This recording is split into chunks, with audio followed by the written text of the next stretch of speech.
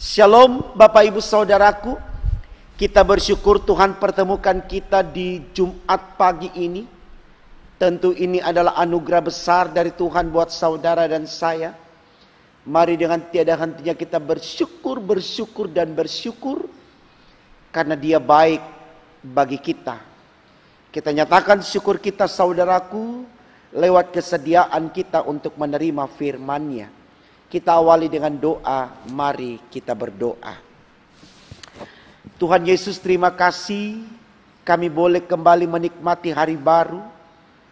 Kami datang dengan syukur, menyembah Engkau, kembali membawa kesediaan kami untuk menerima firman-Mu. Dengan percaya firman Allah di pagi ini akan menjadi semangat bagi kami untuk mengerti bagaimana kami harus menyembah Engkau, sehingga hidup kami selalu mempermuliakan nama-Mu dan di dalamnya kami diberkati oleh-Mu.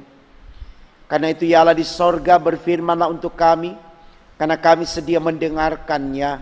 Demi Yesus Tuhan kami, amin. Saudaraku, bacaan Alkitab kita di Jumat pagi ini terambil dari Amsal 4 ayat 14 sampai 17. Demikian firman Tuhan. Janganlah menempuh jalan orang fasik dan janganlah mengikuti jalan orang jahat. Jauhilah jalan itu, janganlah melaluinya. Menyimpanglah daripadanya dan jalanlah terus. Karena mereka tidak dapat tidur bila tidak berbuat jahat. Kantuk mereka lenyap bila mereka tidak membuat orang tersandung. Karena mereka makan roti kefasikan dan minum anggur kelaliman. Saudaraku, tema renungan kita di pagi hari ini dituliskan demikian dalam Sabda Bina Umat. Menyimpanglah dari jalan orang fasik. Menyimpanglah dari jalan orang fasik. Tentu tema kita juga di pagi ini saudaraku sama dengan tema yang kemarin, mau mengatakan kepada kita untuk berani mengambil sebuah keputusan dalam hidup supaya kita tidak salah di dalam melangkah dan menghadirkan diri kita di konteks kehidupan yang Tuhan anugerahkan. Nah, tentu menarik saudaraku untuk kita renungkan mengapa demikian. Karena kalau kita mau mencari jawabannya untuk bisa membantu saya dan Bapak Ibu menjawab akan hal ini, maka pasti saya dan saudara berkata bahwa dalam hidup ini ada yang namanya kefasikan yang identik dengan kejahatan, sama atau sejajar dengan kejahatan. Nah, di situasi itu kemudian kita pahami secara iman, Allah tidak menginginkan, Allah tidak menghendaki. Nah, ini saya pikir sesuatu yang harus kita gali, kita terus pelajari supaya kita tidak terjebak di dalamnya. Kenapa demikian saudaraku? Karena tidak sedikit orang yang belajar tentang hal-hal yang jahat, bahkan melihat dampak dari kejahatan orang-orang yang melakukan kejahatan, tapi tetap saja dia masuk dalam lingkaran yang jahat. Saya pikir sederhana pengertian ini saudaraku. Hampir setiap hari ditayangkan bagaimana orang yang menjual narkoba, bagaimana orang yang korupsi, bagaimana orang yang menfitnah orang lain lewat dunia maya, bagaimana orang yang membunuh dan seterusnya, selalu berhadapan dengan hukum yang menyiksa dirinya. Artinya mungkin dianiaya, mungkin dipenjara, mungkin didenda dan seterusnya, tapi tetap saja tidak pernah berhenti orang-orang jahat ada di dunia ini. Artinya di dalam mereka memahami itu tidak baik, tidak ada kekuatan dalam diri mereka untuk meninggalkan itu. Sehingga ketika ada bujuk raya untuk melakukannya, dia terlena, dia terbius, dia terkontaminasi, dia mengikuti. Nah ini saya pikir baik saudaraku untuk kita renungkan. Jangan sampai kita terjebak seperti orang-orang yang demikian. Tujuannya adalah supaya kita bisa meninggalkan kefasikan. Ini tema khotbah kita, katakan menyimpanglah dari jalan orang fasik. Kalau kita bisa bilang, tinggalkanlah jalan orang fasik. Jangan mengikuti jalan orang fasik, karena jalan orang fasik membinasakan. Coba kita lihat dalam kitab Mazmur, pasalnya yang pertama saudaraku, ayatnya yang keempat dan seterusnya. Ya, dikatakan begini, bukan demikian orang fasik, mereka seperti sekam yang ditiupkan angin. Sebab itu orang fasik tidak akan tahan dalam penghakiman. Begitu pula orang berdosa dalam perkumpulan orang benar. Sebab Tuhan mengenal jalan orang benar, tetapi jalan orang fasik menuju kebinasaan. Jalan orang fasik menuju kebinasaan. Jadi sangat jelas bagi kita saudaraku, kenapa tema khotbah kita mengatakan untuk tidak mengikuti jalan orang fasik. Tujuannya adalah supaya kita tidak dibinasakan. Saya pikir Bapak Ibu mau untuk tidak dibinasakan. Karena apa? Kalau kita dibinasakan oleh Allah, berarti kita masuk dalam kematian yang kekal, yang orang bilang neraka. Nah, saya pikir ini baik saudaraku untuk kita renungkan, supaya kita tahu bahwa di konteks kehidupan yang kita jalani secara sendiri atau bersama dengan orang lain, ada dua hal yang diperhadapkan kepada kita. Kebaikan atau kebenaran, kefasikan atau kejahatan. Mana yang kita pilih?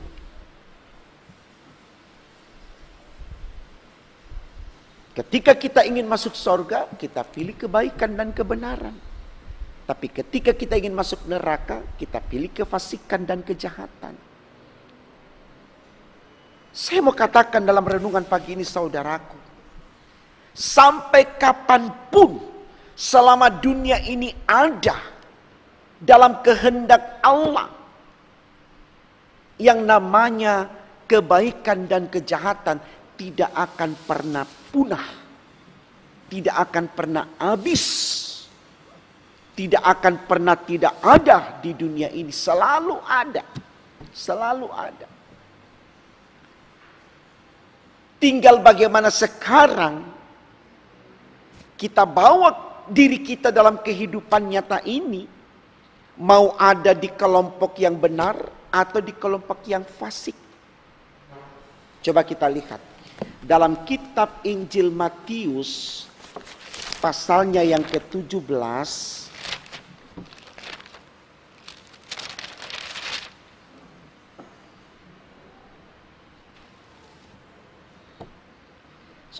Pasalnya yang ke-18, ayatnya yang ke-7, dikatakan begini. Celakalah dunia dengan segala penyesatannya. Memang penyesat harus ada, tetapi celakalah orang yang mengadakannya. Jadi orang fasik pasti ada, dikatakan di situ. Tidak mungkin tidak ada. Tetapi celakalah yang melakukannya.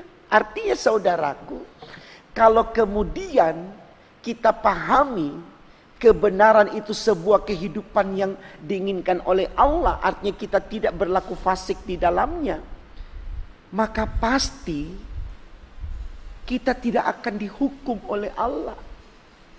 Tapi kalau kita melakukan kefasikan, kalau di kitab Mazmur dikatakan kita dibinasakan, Mazmur 1 tadi. Kalau di kitab Injil Matius dikatakan kita akan dihukum, sama saja. Saya pikir ini sesuatu yang baik untuk kita renungkan, saudaraku. Supaya kita mulai meminta hikmat dari Allah. Khotbah kita yang kemarin pagi. Haruslah engkau mengerti hikmat itu penting. Minta hikmat dari Allah. Supaya hikmat Allah itu, saudaraku, yang kemudian memampukan kita untuk membedakan mana yang baik dan mana yang tidak baik. Jangan sampai kita berlaku seperti Adam dan Hawa. Tuhan sudah kasih pengertian, Tuhan sudah beritahukan untuk jangan makan ini, tetapi karena dia melepaskan hikmat Allah, dia kehilangan alat kontrol, sehingga emosi kedagingannya yang memenuhi jiwa pikirannya, sehingga dia makan buah pengetahuan yang baik dan yang jahat, yang dilarang oleh Allah. Artinya saudaraku, sekuat apa kita meminta hikmat Allah, dan Allah telah berikan kepada kita, tapi kemudian ketika kita tidak memaknainya dengan baik, Allah akan kembali ambil hikmat itu, pengertian itu. Allah ambil kembali Roh Kudusnya dari kita. Itu kan yang terjadi kepada Saul. Kalau kita baca, saudaraku, di kitab 1 Samuel pasalnya yang ke-16 ayat 14 dikatakan di sana demikian. 1 Samuel 16 ayat 14. Tetapi roh Tuhan telah mundur daripada Saul dan sekarang ia diganggu oleh roh jahat yang daripada Tuhan. Bayangkan, Allah sudah berikan Roh Kudus kepada dia. Tapi Roh Kudus itu mundur daripada Saul, keluar daripada Saul. Dan parahnya ketika Roh Kudus tidak ada pada Saul, Tuhan berikan roh jahat yang daripada Tuhan. Karena ada dua roh, yaitu roh kebaikan dan roh kejahatan. Kita mau pilih yang mana? Kalau kita punya hikmat, kita memperoleh roh yang baik. Tapi kalau kita menolak hikmat, kita dikuasai dengan roh yang jahat. Mari saudaraku, kita renungkan firman Tuhan di pagi ini. Betul-betul memahami kalau hidup ini bukan main-main. Karena apa? Karena satu ketika nanti kita akan mempertanggungjawabkan di hadapan Allah. Tidak ada yang akan lepas dari pengadilan Tuhan, saudaraku. Semua akan ada pengadilan Tuhan. Tapi seperti apapun pengadilan Allah, kalau kita punya hikmat, kita punya roh Allah, kita baik, kita mengedepankan hal-hal yang positif dan imani, kita terbebas dari dakwaan Tuhan. Ya. Karena itu saudaraku, sekali lagi, belajarlah terus tentang firman Allah. Karena disinilah kita akan mengerti apa maunya Tuhan. Jangan ogah mendengarkan firman Allah. Karena firman Allah ini akan selalu memotivasi kita untuk melakukan yang terbaik dalam hidup ini. Lihatlah, masa-masa COVID-19 ini hendak menunjukkan manusia bukan siapa-siapa. Manusia itu rapuh, manusia itu lemah, manusia itu tidak berdaya. Virus yang kecil sekalipun yang tidak kelihatan sudah merenggut begitu banyak jiwa, mengambil manusia dari orang-orang yang mencintainya. Tidak melihat pangkat, tidak melihat status sosial. Ya. Bukan karena dia sosok yang kuat, lalu dia tidak kena virus, tidak. Siapapun. Karena itu saudaraku, dalam kerapuhan kita, dalam ketidakberdayaan kita, andalkan Tuhan. Tetap dengan berhikmat kepadanya. Itulah kekuatan iman kita.